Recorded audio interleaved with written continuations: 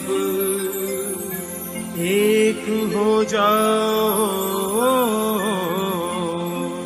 आजादी का दीप जलाओ।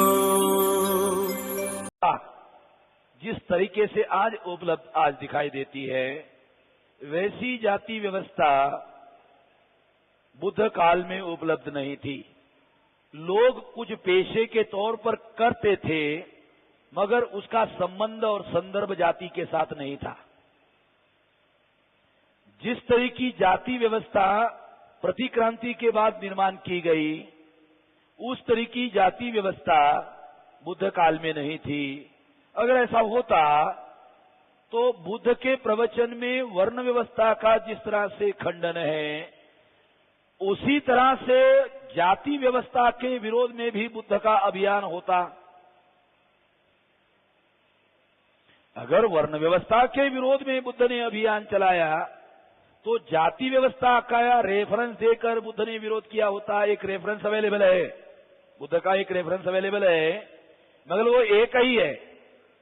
अगर ये कोई व्यवस्था का मामला था, जाति व्यवस्था का, तो इसके विरोध में तो बहुत लंबा अभियान चलाया जाना चाहिए था, मगर ऐसा अभियान बुद्ध के समय में दिखाई देता नहीं है। तो ये पेशे रहे होंगे, जाति की व्यवस्था नहीं होगी। मगर एक बात बुद्ध के प्रवचन में उपलब्ध है, वो है जातियां जानवरों में होती है, इंसानों में नहीं। जातियां जानवरों में होती है, इंसानों में नहीं। इसका क्या अर्थ है? जैसे सुअर, गधा, खच्चर, ये समझने के लिए घोड़ा, गधा, खच्चर, सुअर हो गया। अब ये जानवरों में, अब ब्राह्मण, क्षत्रिय, वैश्य, शूद्र हो गया। ए चार। अभी आपको ये बात समझाता हूं। ब्राह्मण के घर में आदमी पैदा होता है, क्षत्रिय के घर में आदमी पैदा होता है, वैश्य के घर में आदमी पैदा होता है, शूद्र के घर में भी आदमी ही पैदा होता है। बराबर है? और ये ब्राह्मण, क्षत्रिय, वैश्य, शूद्र का कॉमन नेम क्या है? मानव। कॉमन नेम मानव। और ये जो चार अलग अलग जानवरों के नाम दिए, इन सभी अलग अलग नाम वाले को कॉमन नेम क्या है? जानवर। इनका कॉमन नेम जानवर।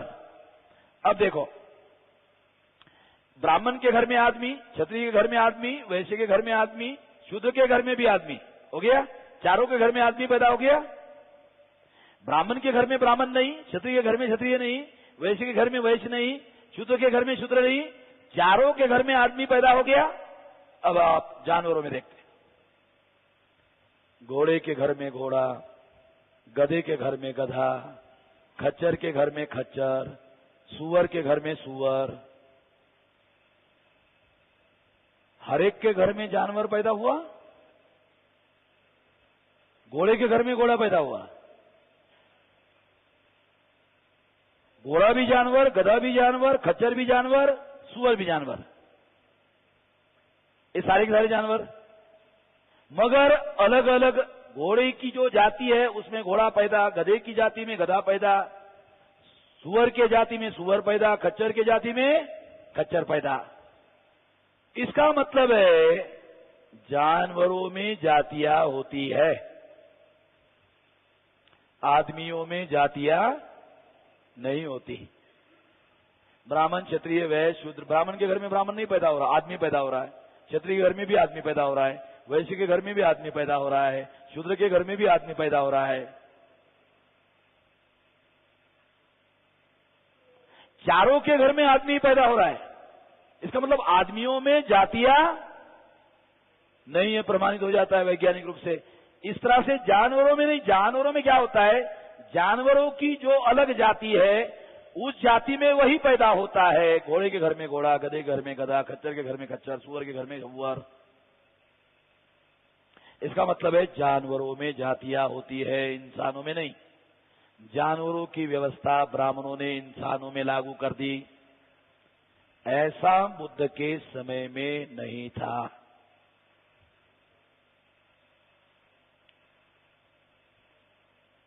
जिस तरह से वर्तमान समय में जाति व्यवस्था आपको दिखाई देती है, क्या उस तरह की कोई जाति व्यवस्था आपको दिखाई देती है?